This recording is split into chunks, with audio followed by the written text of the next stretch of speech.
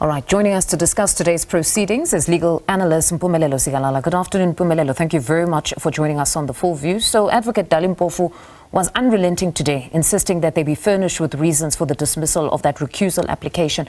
What did you make of the arguments advanced by Advocate Mpofu? Good afternoon to you and also to your listeners. Well, Advocate Mpofu was saying, as litigants in a court that you must be able to resolve a dispute, a decision has been taken. It's only fair that you be given reasons as to why the decision went in a particular way. We'll then, after receiving those reasons, make a determination whether we want to appeal it, whether we're going to abide and say, on the next occasion, let's continue with the trial, and even on the date that has been set for the trial to start. So it was simply a plea of saying to Judge Chili, provide us the reasons, and then we'll decide then as to whether the reasons are proper or not. There was a back and forth in terms of saying, are ruling reasons supposed to be given now or at a later stage? And I think they were trying to put up a formidable argument to say, we need those reasons now because they may have an impact in how we want to deal with our matter moving forward. If we don't provide those reasons, we'll go to the SAA anyways. Now, we'll simply say to the SAA, give us an order that's saying Judge Chili must issue out these reasons, and that will cause endless delays rather than to give the reasons and continue with the matter. But is it out of the ordinary for the judge to say, I will furnish you with the reasons at the end of the trial? No, it's not. There are interim reasons which are then taken, in which both parties will then say, we do not want to delay the end of this trial. So we are only accept reasons at the end and not to take reasons as we move along. I think the reason for that is that not all reasons are appealable, and even if you appeal it, it's not going to serve any good. So even after you've appealed the particular reasons, then the court would look at it and say, are you going to suffer irreparable harm? If the answer is no, then they'll come back and say, we're not going to give you those reasons, go and continue with the matter. And part of that would be within the legislation which is applicable to the court that you are in this case, the criminal court. Is there a Criminal Procedure Act that takes care of that? And the answer is yes.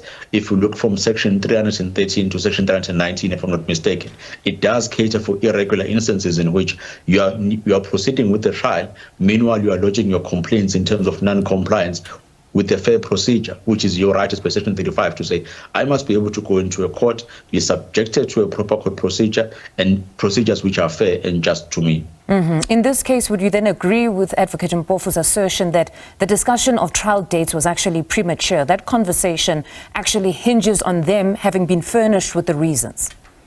No, not at all. Well, we do not know what the decision is going to be. They may come back on the next occasion and say, Judge, we are satisfied with the reasons that you've given us and we're simply going to forge ahead and go to trial.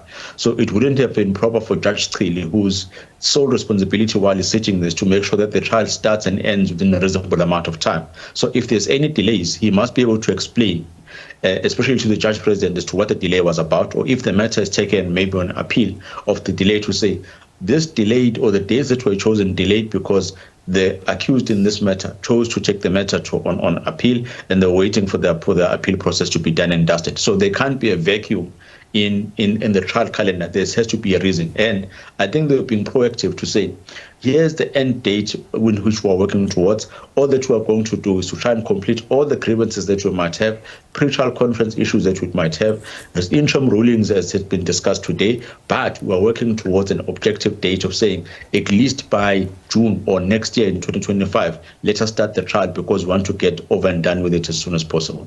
So Mpumelelo, what could be the options? Should they be furnished with the reasons? Actually, they will be come the 11th. When they're furnished with those reasons, what are their options if perhaps they're not satisfied with the reasons? The option would be to say we want to appeal. So they would file a leave to appeal in front of Judge Chili. Judge Chili can either agree and say you can go to the SAA and let the SAA decide whether I was correct or incorrect.